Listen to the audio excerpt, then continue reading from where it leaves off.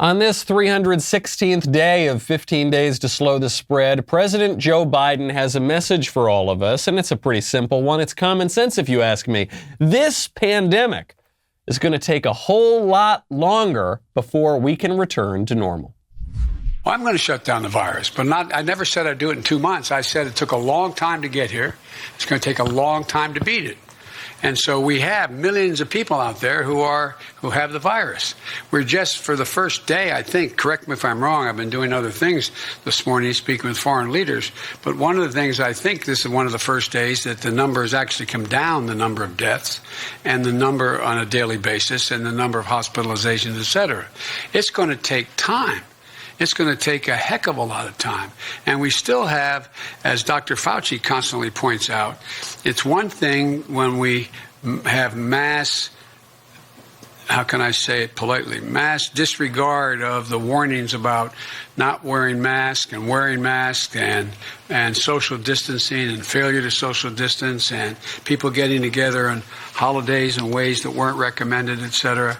We see, first thing that happens is we see the number of infections go up. Then you see the hospitalizations go up. Then you see the deaths go up. Poor Joe Biden. He's not the brightest bulb in the pack, so he realizes as he launches into this invective against the people who don't wear the masks and don't listen to the experts, even when the experts change their mind all the time, in the 316th day of slow the spread. As he realizes as he's going through this motion, he realizes he's not wearing the mask. He says, and people, they're not listening to the mask mandates and they're whoopsie daisy, and they're not, no, that's why we're going to be locked down forever. I'm Michael Knowles. This is The Michael Knowles Show.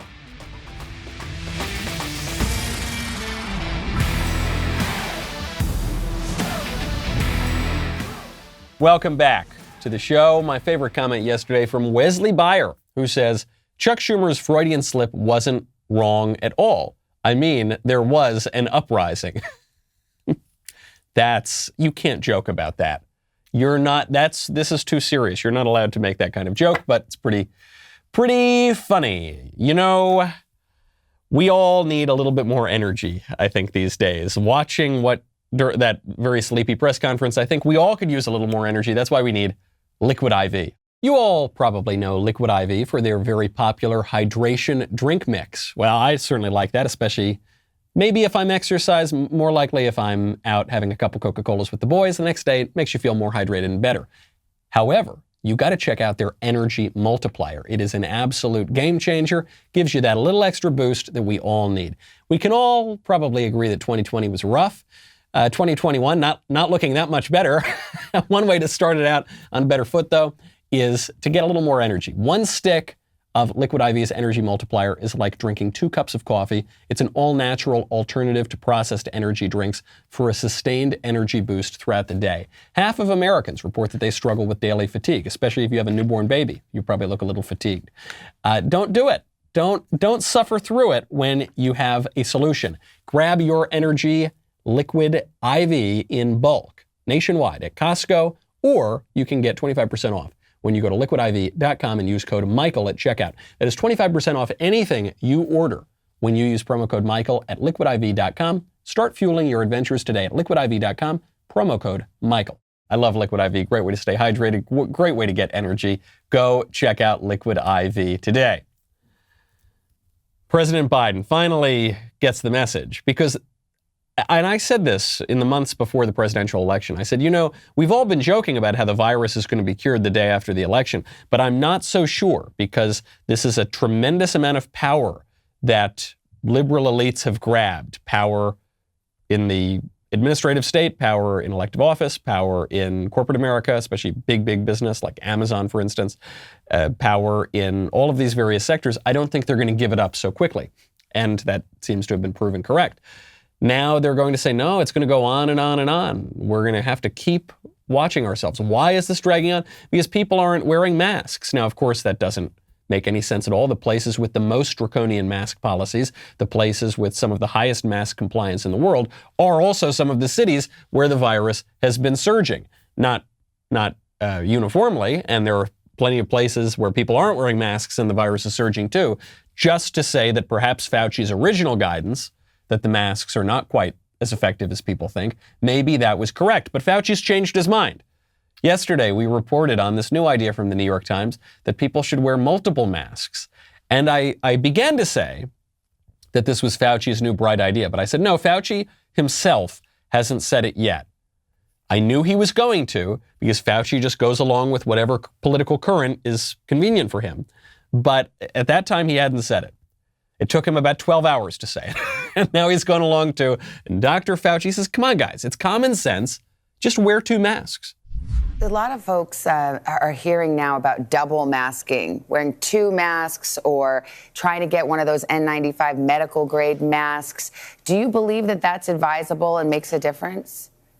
You know, it likely does, because, I mean, this is a physical covering to prevent droplets and virus to get in. So if you have a physical covering with one layer, you put another layer on, it just makes common sense that it likely would be more effective. And that's the reason why you see people either double masking or doing a version of an N95. Dr. Fauci, if it's just common sense that we should all be wearing 2 masks all of a sudden, if that's just common sense and it's obviously going to provide more protection against the virus, why wouldn't you have told us that 10 months ago? This has been going on for 10 months. We are closing in on a year of this epidemic. If this is common sense that we should just wear 2 masks, I guess pretty soon it's going to be 3 masks. Pretty soon you're going to put a donut on your head and hop up and down on a pogo stick. It's common sense. If that's common sense, what took so long? Because Fauci says it, and he seems totally reasonable. He goes, look, hey, thanks so much for having me on. Look, guys, it's common sense, all right? Just do it. I'm a follow the science kind of guy. I'm a science guy. Forget about, I have no political views. Just do exactly what I say because it's science. But he sounded just as reasonable. He sounded just as scientific when 10 months ago he said it was common sense that the masks don't do nothing. Right now, people should not be walking. There's no reason to be walking around with a mask. When you're in the middle of an outbreak, wearing a mask might make people feel a little bit better, and it might even block a droplet, but it's not providing the perfect protection that people think that it is. And often there are unintended consequences. People keep fiddling with the mask and they keep touching their face. There is no reason to wear a mask, says Dr. Fauci, in a perfectly commonsensical way. In fact, maybe it stops a droplet, okay, but there could be unintended consequences that actually make all this worse. No reason to, it makes people feel better, but come on, guys, use your head, common sense. Until Fauci says use your head, it's common sense to wear 2 masks, or 3 masks, or 4 masks. It's common sense. This is really pathetic that anybody is listening to this guy anymore. It's sad. I'm not saying this in a condemnatory way. I'm not even making fun of people. I pity the people who still think that this guy has any credibility, or that any of these technocrats have any credibility. These doctor dictators. It's a sad thing. You've got to think for yourself. Use your common sense. And listen to Dr. Fauci only in this regard. Use your common sense. And they're all condemning the former president, the former administration. They're all running as quickly as they can away. Oh, it's so good to be in an administration now that believes in science and lets these technocrats do whatever they want.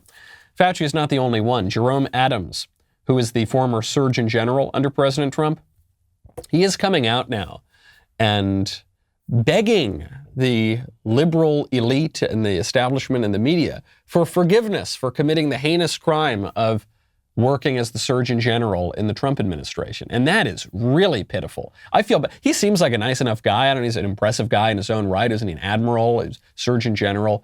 But it's pathetic what he's reduced himself to. And the way in which he's begging forgiveness is even more pathetic. Jerome Adams writes, quote, "People so freely suggest they would have left the Trump administration, but hold the one woman in the room to a different standard. If Dr. Birx or I weren't there, many medical/public health conversations would have had no input whatsoever from a woman or a person of color. That's a heavy cross to bear. Are you kidding me?" let me ask you, I'm going to try to make this point in the least provocative way I can, because I know we're living in a very politically correct culture. What is the benefit to the study of a virus and the implementation of policies that will slow the spread of the virus? What is the benefit, in and of itself, of having a woman or a person of color give that opinion? What medical and scientific benefit is derived from Dr. Birx's genitals or Jerome Adams's skin color that uniquely qualified him to give advice on the virus? First of all, as far as I can tell, that entire team of genius technocrat virus experts of all colors and all sexes completely botched the public health messaging. The one thing they got right was how quickly they got the vaccine out. Everything else they completely screwed up. So not a big recommendation. But how pathetic. This guy, Jerome Adams, is a real guy. Admiral, career of military service, rose to the highest level of his profession in the government. Surgeon General of the United States. And the best thing he can say to recommend himself is the color of his skin? What a bizarre world we're living in, that that's the case. Why on earth does this have to be a race thing? Because race in particular, but sex also, and all of these various identity groups, has become a national obsession. It's used by the left in a very destructive way, and it was developed over the course of at least 100 years. And this is actually part of my new book that's coming out pretty soon, Speechless, Controlling Words, Controlling Minds. Just a little plug in there. You can pre-order it, but it's not going to be out for a few months. This was developed intentionally by the left as a means of subverting the traditional standards and getting all Americans to hate one another and implementing their agenda. But it's not just the left. Conservatives buy into this identity politics stuff too. They are so afraid of being called a sexist or a racist or a this phobe or a that phobe that they play into this sort of thing. And I don't think it's respectful. I think what Jerome Adams is saying here is so debasing. He's so degrading himself by stooping to this level. First of all, by apologizing for serving as Surgeon General, and then under the Mean Orange Man, and then defending it on the race card, or defending Birx on the sex card. That's pathetic. Unfortunately, though, conservatives play into this sometimes too, and it gets to one of the great national debates of the last 6 hours that seems trivial, but actually I think is important, which we'll get to in a second. First, though, I got to thank our friends over at Ring. Ring makes me feel safe. Makes sweet little Lisa feel safe. Makes sweet little baby boy Knowles feel safe too. There's a lot going on at our front doors these days, especially for me, because not only do I have my house when I moved to Tennessee, not only do I have all the moving and all that kind of stuff going on, I got this new kid at home. So I want to make sure that I can see who is outside the door before we open the door. That is one reason I love Ring's video doorbell. You can see, hear, and speak to whoever is at the door from anywhere. The doorbell rings. You don't need to guess. Maybe it's the pizza delivery guy, you want to open it up. Maybe it's, the guy bringing your packages, you open it up. Maybe it's your mother-in-law and you stay very, very quiet. With Ring, you can just check it out right away. Right now, you can get a special offer on the Ring Welcome Kit at ring.com/Knowles, Knowles. This comes with Ring's Video Doorbell 3 and Chime Pro, which is the perfect way to upgrade your front door and start your Ring experience. It also makes a great housewarming gift, which I have given out to my friends because, it's safe, it's cool, it's futuristic, and it isn't that expensive. So you get credit for a great gift. You don't shell out a lot of money. Go to ring.com/Knowles, ring.com/Knowles. We are having the latest stage of a debate that has raged for years and years at this point over whether or not we should replace Andrew Jackson on the $20 bill. I know this debate seems trivial. Most people say, who cares?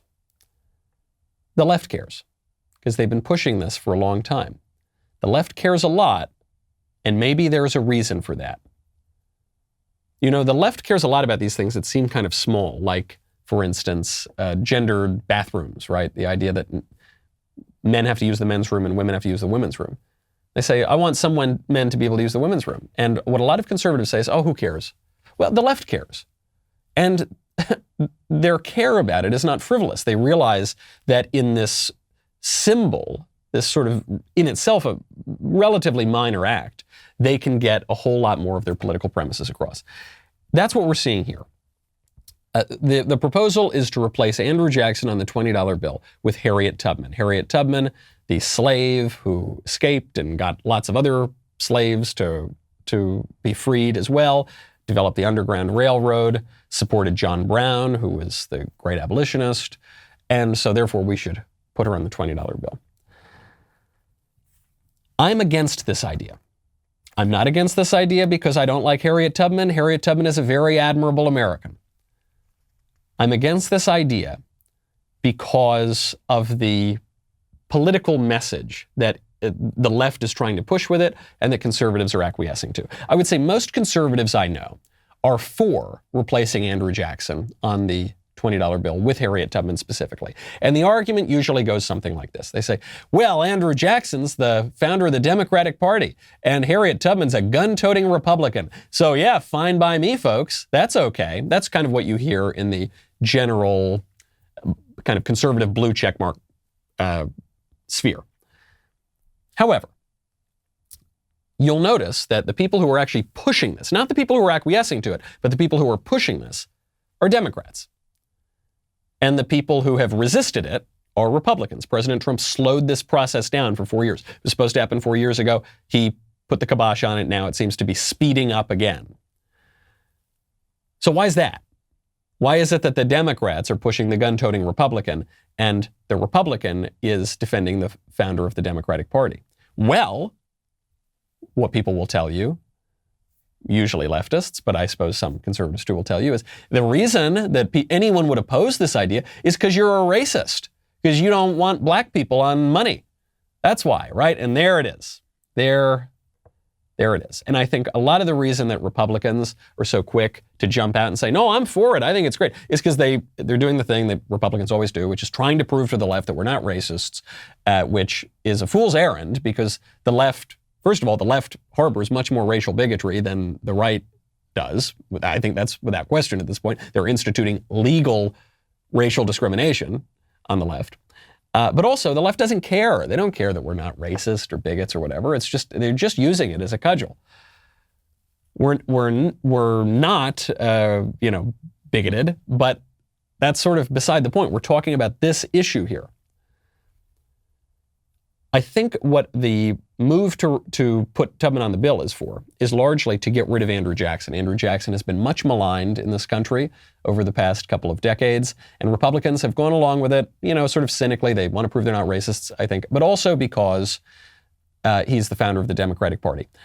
Andrew Jackson is a great American. He was a hero of New Orleans. He was an important president. He was a good American leader. He had many flaws, as do we all.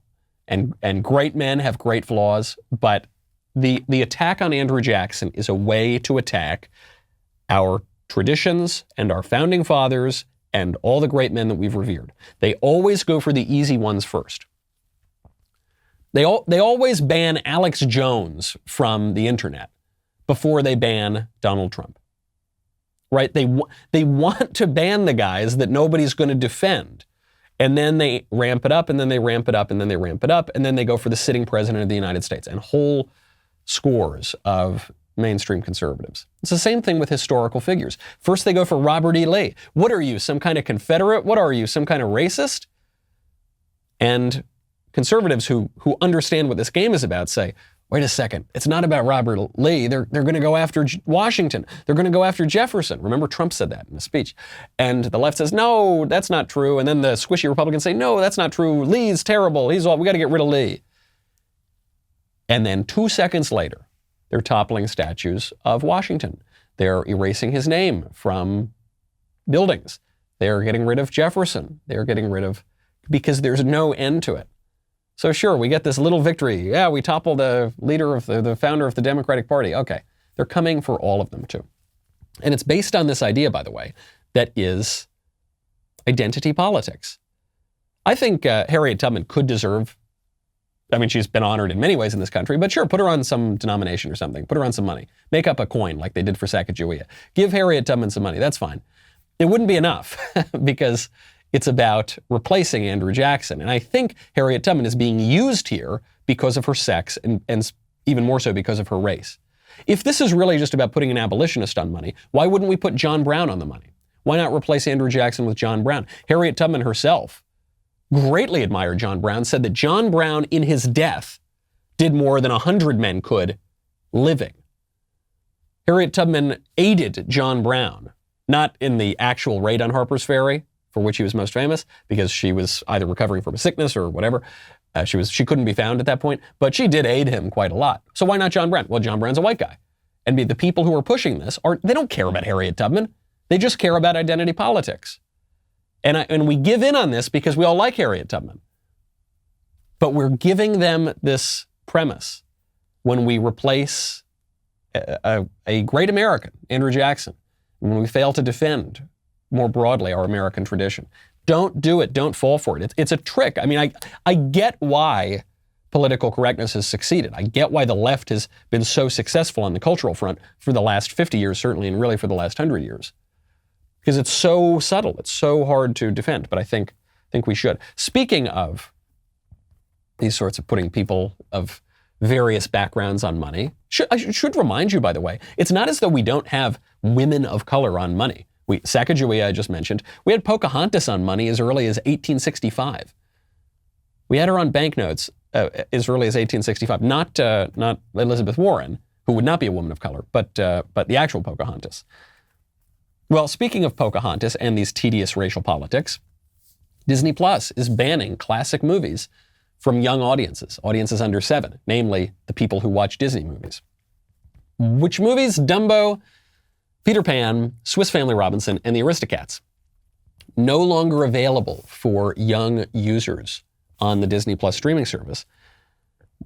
Why, you ask? Well, because of political incorrectness, because of racism.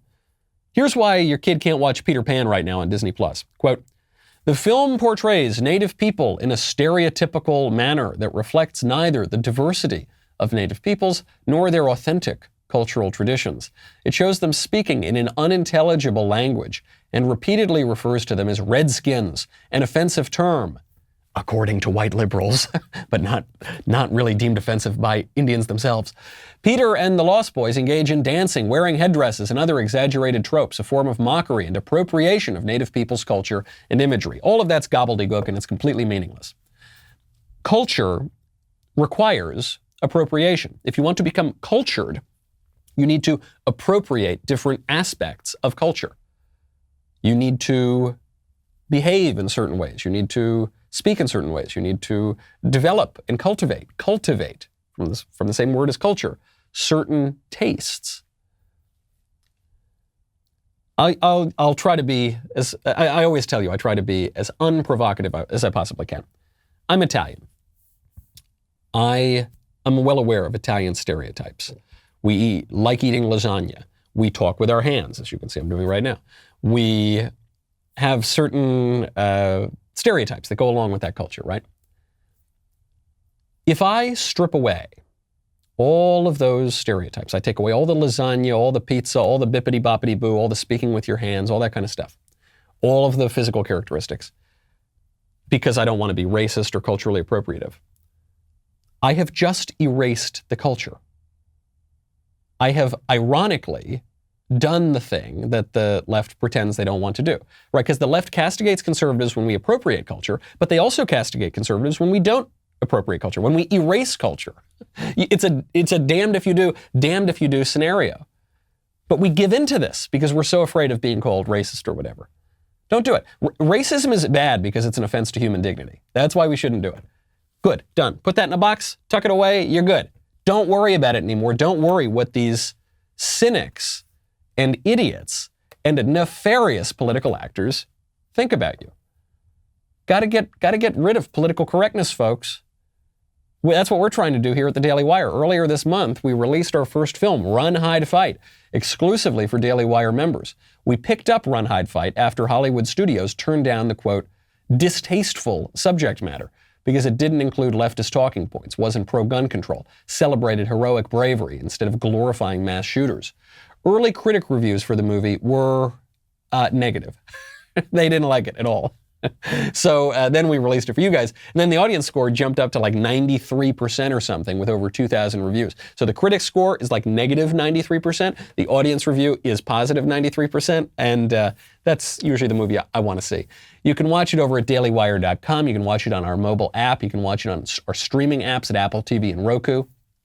If you're not a Daily Wire member, what are you doing? Use promo code RHF to get 25% off. That is RHF for 25% off. We'll be right back with a lot more.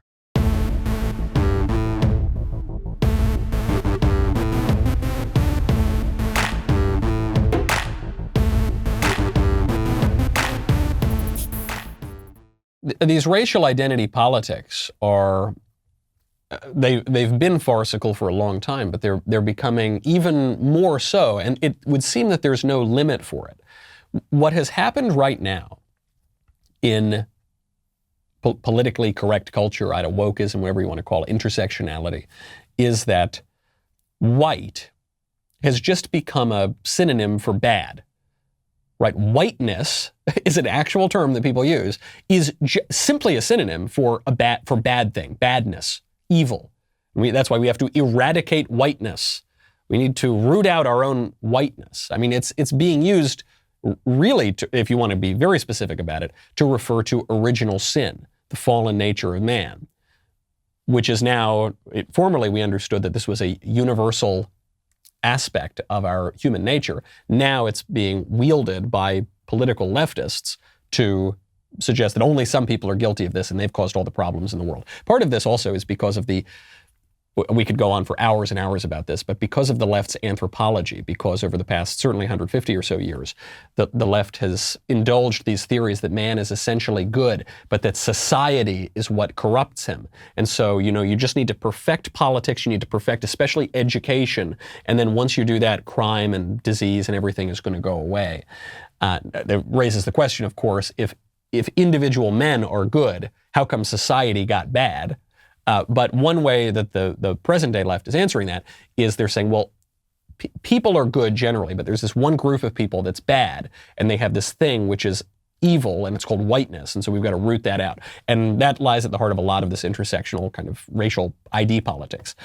This is now being wielded by lazy teachers in Washington State as an excuse not to go back to work. So it's being used for, and like, hey, Johnny, why didn't you finish your homework? Oh, man, white supremacy and stuff. I didn't do it. Hey, how come you didn't wash the dishes? Man, white supremacy. That's why else? So the head of the Washington State Teachers Union claimed last week that reopening schools for in-person learning 10 months after 2 weeks to slow the spread is not only an example of white supremacy, but furthermore, when objections were brought up, pointing out that students are really suffering from this, Las Vegas just had to reopen their schools because students are committing suicide at much higher rates. Students' mental health is deteriorating. Well, the head of the teachers union said that concerns over students' mental health are a form of, quote, white privilege. White privilege. This comes after the Chicago Teachers Union also refused to go back to work, also for the same reason. They said that reopening schools for in-person instruction is racist and sexist. And the president of the POSCO Association of Educators in Washington State went on what our friend Jason Rance up there referred to as a series of unhinged remarks at this school board meeting. The city of Chicago, moving then down to Illinois, city of Chicago wants the teachers to go back to work. Teachers union doesn't want to do it. The Chicago Public Schools now are issuing a warning. They're saying, if you don't show up for work on Monday, you will be deemed absent without leave and will not be eligible for pay. This is good. They should do that. This is actually what Ronald Reagan did in the 1980s when the air traffic controllers went on strike. Public unions are not supposed to be able to strike because while a company might be able to shut down for a little bit, the government is not permitted to shut down. So, for years and years, liberal politicians had indulged this sort of thing, the government worker unions striking in violation of the law. Reagan didn't do it. He came out and said, if you don't show up to work, you've violated your terms of contract and you'll be terminated. It is for this reason that I must tell those who fail to report for duty this morning they are in violation of the law, and if they do not report for work within 48 hours, they have forfeited their jobs and will be terminated. Classic Reagan. I mean, this is one of his stellar moments. And the union didn't really believe him because the entire liberal establishment was egging the air traffic controllers on. So one of the reporters in that press conference, after Reagan finished speaking, he says, wait a second. What, you're going to fire them? Can't there be some kind of lesser action? And then Reagan, the actor, comes out and musters all of his Hollywood chops and just sort of feigns indignation, or maybe it was sincere indignation. He says, lesser action? What are you talking about? Why have you taken such strong action as your first action? Why not some lesser action at this point? What lesser action can there be? The law is very explicit. They are violating the law. And as I say, we called this to the attention of their leadership. Whether this was conveyed to the membership before they voted to strike, I don't know. But this is one of the reasons why there can be no further negotiation while this situation continues. You can't sit and negotiate with a union that's in violation of the law. And their oath. And their oath. What lesser action can there be? It's a great moment. And incredibly now, you have the Democratic mayor of Chicago, Lori Lightfoot, basically saying the same thing, a little softer than Ronald Reagan, but still coming out and saying, look, guys, you have to go back to work. Even I, liberal, left-wing Lori Lightfoot, I'm saying, it's been 10 months, go back to work. But no, because the left has given ideologues across the sexual and racial spectrum an excuse, this blank check. You can blame all of your problems on white supremacy or whatever. They come up with new terms all the time, but today that would appear to be the term. And it's very harmful to believe that sort of thing just for your own personal growth, and it's absolute poison to society. And our current president, Joe Biden, is letting these guys get away with it. He was asked a question directly during a press conference about the teachers' unions refusing to go back to school. And classic Slippery Joe, he just completely dances around it. Do you believe, sir, that teachers should return to schools now? I believe we should make school classrooms safe and secure for the students, for the teachers, and for the help that's in those schools maintaining the facilities. We need new ventilation systems in those schools. We need testing for people coming in and out of the classes. We need testing for teachers as well as students. And we need the capacity to know that, in fact, the circumstance in the school is safe and secure for everyone. Cool, Joe. Can you answer the question, though? Because that had absolutely nothing to do with the question that was asked. Joe Biden was asked, should teachers go back to school now? He says, I think teachers should be safe and schools should be clean. Uh-huh. Hey, quick poll. Here's a quick audience poll. Do you think schools should be filthy and dangerous? How many people? Raise your hand. If you oh, nobody? Okay. Okay, right. We all agree with that, Joe. But you have to lead. You need to give an answer here. Should teachers go back to work 10 months after their 2-week vacation? Duh, of course they should. But he can't say that because he's beholden to the teacher unions. This reminds me, this tactic, Mike Bloomberg used this too, when Bloomberg wants to basically overturn the Second Amendment, and it's been his crusade for decades now. But he knows that if you come out and say, billionaires against the Second Amendment, that doesn't look very good. So Bloomberg started this campaign. He called it Mayors Against, not billionaires against. He said Mayors Against Illegal Guns. Mayors Against Illegal Guns. How many people do you know who are for illegal guns? I guess some. There's probably some people who are for them. But generally speaking, people are for legal guns. We want to make more guns legal. Right? I think certain guns that are currently illegal should be made legal.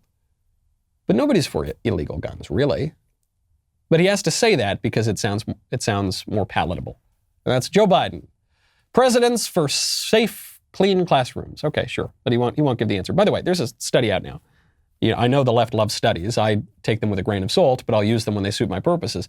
New study produced in the United Kingdom by the Office for National Statistics examined rates of death from COVID among teachers. Shows that death rates among teachers are not higher than among the general population. There is no specific threat to teachers' lives if they go back and go to work like the rest of us. Remember, I thought teachers were supposed to do this very sacred, important duty of raising up the next generation, and they're some of the greatest heroes in the country. And I'm not even really being facetious here. I have a great respect for education. I have a great respect for my teachers specifically. They've had some of the greatest impact of on my life of anybody. So I'm actually buying into that argument to a large degree. They sure ain't acting like it though, are they? No, they're trying to get now, a year off of work with full pay? And in some of these places, their pay is pretty good because of the negotiations of the unions buying off politicians like Joe Biden. How corrupt? But this is the kind of corruption we're just going to see for however long this charade lasts. CNN ran a chyron yesterday that sums it all up. They were playing clips of Jen Psaki. She's the new press secretary. And the chyron read, Psaki promises to share accurate info. And then in parentheses, how refreshing. That kind of fawning coverage for the state and for the regime would make Kim Jong-un blush. I never want to hear again about the tyrannical rule of, Vladimir Putin. Vladimir Putin does not have as cozy a relationship to his state media as the American regime, the liberal regime has to CNN and the Washington Post and the New York Times and NBC and ABC and CBS and all the rest of them, with, I guess, sort of the exception of Fox News and the smaller networks, Newsmax and OAN. Newsmax and OAN are quite conservative, but they're smaller. They have a smaller reach. And Fox News is somewhat conservative. I don't know, sort of, like, not always very liberal. I mean, in 2020, I don't know, obviously the network repositioned itself a little bit, but that is not the recipe for a serious self-governing republic. It's a grift. It's a grift all the way down. You see this. You've got the media, obviously. You've got big technology backing up the regime. You've got education backing up the regime. You've got all of these groups. It's a grift. I don't use that word grift too often because I think it's an overused word and it's used imprecisely right now, a con or something like that. But with Biden, it really is a grift. I mean, Biden has sold his influence, just like the Clintons. You saw this in all of Hunter Biden's scandals. But even the other day, there was a big headline. They said the presidential motorcade stopped in Washington, D.C. so that Hunter Biden could run out and pick up bagels for him and his dad. And I saw this story, and it was some kind of kooky story. Oh, wow, how funny. They stopped the motorcades. Everyday Joe is going out and getting bagels, right? And the second I saw that headline, I said, this is a grift. This is a grift. There is obviously something shady about this. I Google for 2 seconds, and I find out what it is. Joe Biden coming back from Mass, from which he should be excommunicated, but whatever. Guess he's not. Now, it's above my pay grade to make that determination. So the motorcade stops for 9 minutes so Hunter can go get bagels at a shop called Call Your Mother to pick up the takeout order. Okay, go call your mother. What's up with this bagel shop? Oh, Joe Biden's coronavirus response director, Jeff Zients, is a major investor in that deli, according to The Atlantic, which first discovered this. So Joe Biden, I assume he can get a bagel at the White House, right? I don't think the president of the United States, like you and I, if we go to church, we drive home, maybe we're going to pick up breakfast along the way, bring it home, eat it on the couch. If you're the president of the United States, someone will bring you bagels. You probably have many bagels in the White House. But he stops there. He stops the motorcade for 9 minutes to get a lot of publicity to his friend's bagel shop so that it can become very popular and his friend can make more money. This is the way politicians generally work, and it's the way that Joe Biden has worked especially. that is Joe Biden's career, is backslapping, you do me a favor, I'll do you a favor. Hey, you better fire that prosecutor looking into my son, otherwise you're not getting $1 billion. Son of a bitch, he fired him. Ha ha, backslapping Joe. That is what we are getting a whole lot more of. This is a scary growth of state power, because it's not just the state in the kind of narrow sense of the government. It's all these affiliated groups, the public-private partnerships. Nothing like the president of the United States to plug your bagel shop to really get to really show that coziness between the public and private sector. But it's, as we've said, it's education, it's technology, it's the media, it's all these things. They all form the blob. They all form the liberal establishment, and they are all seriously threatening our liberties. Most notably because they're going to keep us locked down for months and months and months and months, according to the president. But it's scarier than that. There's a purpose to the growth of all this kind of state power, and I use that term state broadly to include tech and education and all those sorts of things, and the media notably. The most disturbing story I've seen on CNN in quite some time occurred over just the past few days.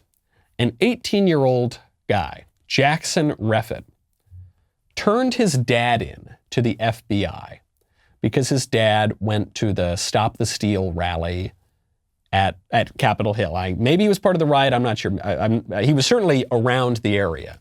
And so this kid calls the FBI to turn his dad in because his dad said, hey, if you turn me in, you're a traitor. I guess the kid had been threatening to turn him in or suggested he might turn him in. He says, if you turn me in, you're a traitor. And you know what happens to traitors? They get capital punishment. So this kid calls the FBI, gets his father arrested, and then CNN has him on to talk about the wonderful story. Now, maybe you're of two minds on this, man. Maybe it was a serious threat. Maybe he had to turn his dad in. Well, I don't know. It doesn't sound like a serious threat. Listen to Reffitt tell the story to Cuomo, who's lapping it up. I know you love your family, and I know this is hard. So help people understand, why did you feel you had to let authorities know about what was being done to your father and what was happening in his own head? I don't really know how to explain it.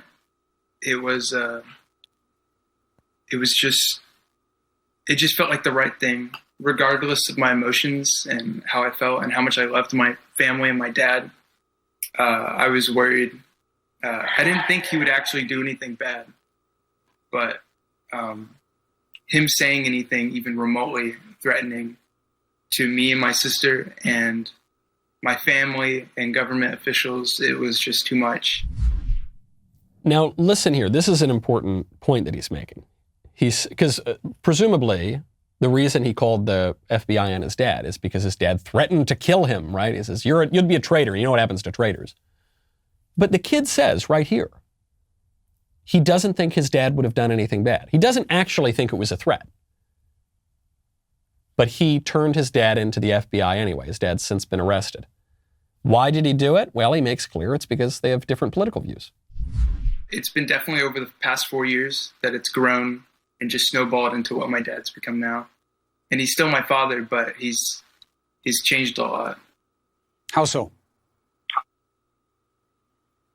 He's been more active on the internet, and obviously the militia and the far-right extremists he's been involved with recently. He's been a lot more, I don't want to say aggressive, but more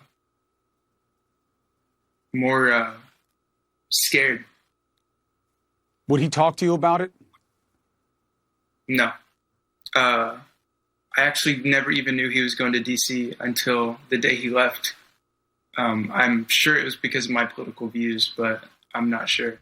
And there you have it. I'm sure it's because of my political views. Presumably this kid is quite left-wing. And then he posted a fundraiser because his mother kicked him out of the house for getting his father arrested. And from the picture, he's wearing he's got very long hair. He's wearing a pink hat. He doesn't look like a right-wing conservative.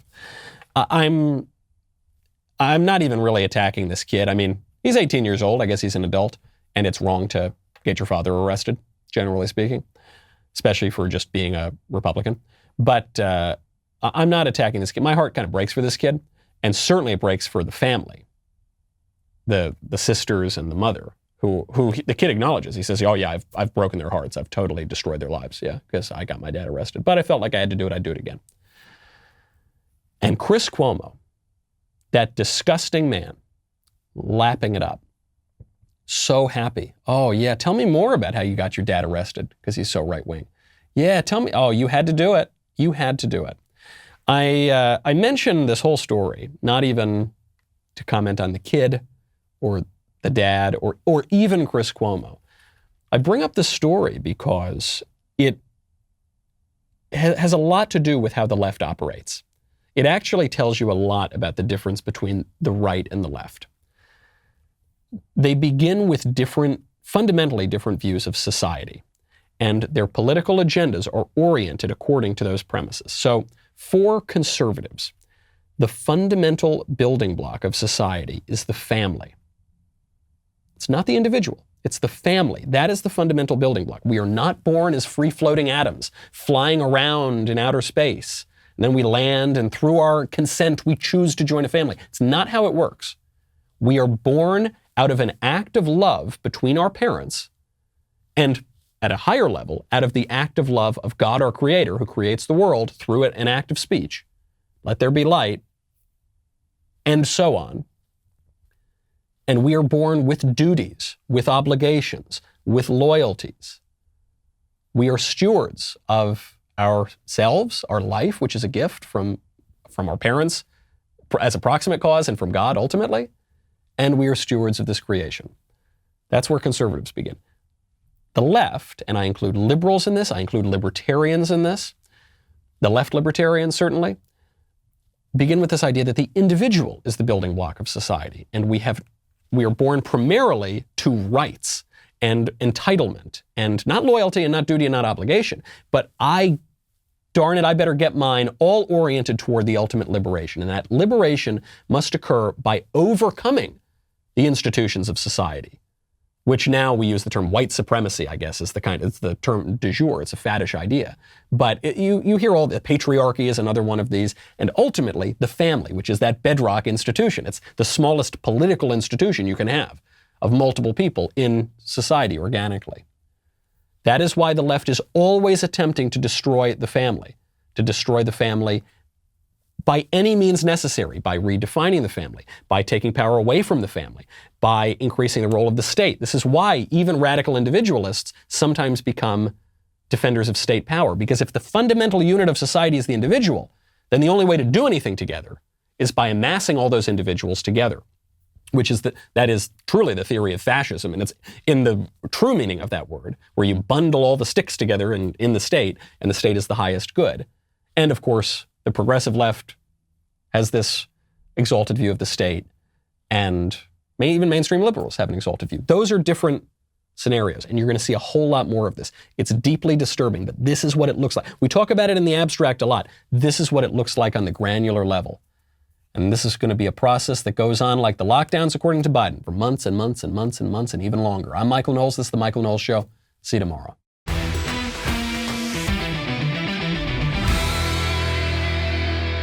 The Michael Knowles Show is produced by Ben Davies.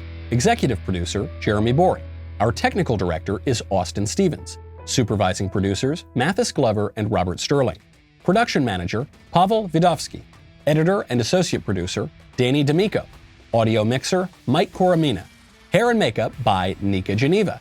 And production coordinator, McKenna Waters. The Michael Knowles Show is a Daily Wire production. Copyright Daily Wire 2021. If you prefer facts over feelings, aren't offended by the brutal truth, and you can still laugh at the insanity filling our national news cycle, well, tune in to The Ben Shapiro Show. We'll get a whole lot of that and much more. See you there.